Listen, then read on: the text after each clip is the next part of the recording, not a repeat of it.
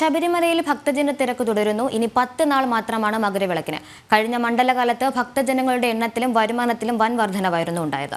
വിവരങ്ങളുമായി അഖിൽ പാലോട്ട് മഠം ചേരുന്നു. അഖിൽ, ശബരിമലയിൽ ഇന്നത്തെ ഭക്തജന തിരക്ക് എങ്ങനെയാണ്?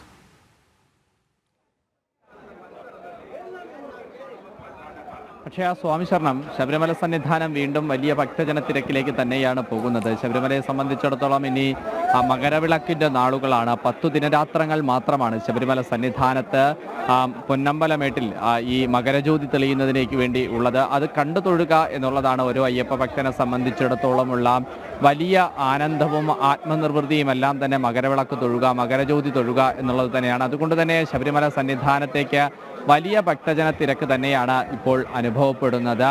ഓരോ ദിവസം കഴിയുമ്പോഴും ഏകദേശം ലക്ഷത്തോളം അടുത്താണ്. ഏകദേശം 85,000, 90,000, 97,000, 1 ലക്ഷത്തോളം അടുത്താണ് അയ്യപ്പ ഭക്തരുടെ ഓരോ പ്രതിദിനമുള്ള കണക്കുകളും മുന്നോട്ട് വരുന്നത്. അത് പുലർകാല മുതലുള്ള സമയങ്ങളിലെല്ലാം തന്നെ വലിയ ഭക്തജനങ്ങൾ തിരക്ക് അനുഭവപ്പെടുന്ന കാഴ്ചയും നമുക്ക് കാണാൻ സാധിക്കുന്നു എന്ന് തന്നെയാണ് നമുക്ക് മനസ്സിലാക്കാൻ സാധിക്കുന്നത്. അതോടൊപ്പം തന്നെയാണ് കഴിഞ്ഞ മണ്ഡലകാലത്ത് ശബരിമല സന്നിധാനത്ത് ഏകദേശം 35 ലക്ഷത്തോളം അയ്യപ്പ ഭക്തരാണ് കഴിഞ്ഞ 41 ദിവസം കൊണ്ട് അയ്യപ്പ ദർശനത്തിലേക്കായി ഇവിടെ എത്തിയിട്ടുള്ളത്. ഏകദേശം 297 കോടിയിൽ അധികം രൂപയാണ് ശബരിമല സന്നിധാനത്തെ മണ്ഡലകാലത്തെ വരുമാനമായും കഴിഞ്ഞ ദിവസം ദേവസ്വം ബോർഡ് പുറത്ത് വിട്ടിട്ടുള്ള കണക്കുകളിൽ നിന്ന് നമുക്ക് മനസ്സിലാക്കാൻ സാധിക്കുന്നത്. എന്തായാലും ശബരിമല സന്നിധാനം ഭക്തിനിർഭരമായി തന്നെ മുന്നോട്ട് പോവുകയാണ്. ശരണമന്ത്രമുഖരിതമായി ശരണകീർത്തനങ്ങളാൽ ശബരിമല സന്നിധാനം വലിയ ഒരു ഭക്തിയുടെ പരകോടിയിലേക്ക് പോകുന്ന നിമിഷങ്ങളാണ് നമുക്ക് സന്നിധാനത്ത് നിന്ന് കാണാൻ സാധിക്കുന്നത്. എന്തായാലും ശബരിമല സന്നിധാനം മകരവിളക്കിന് വേണ്ടി ഒരുങ്ങിക്കഴിഞ്ഞു. മകരസംക്രാന്തി പൂജയ്ക്ക് വേണ്ടി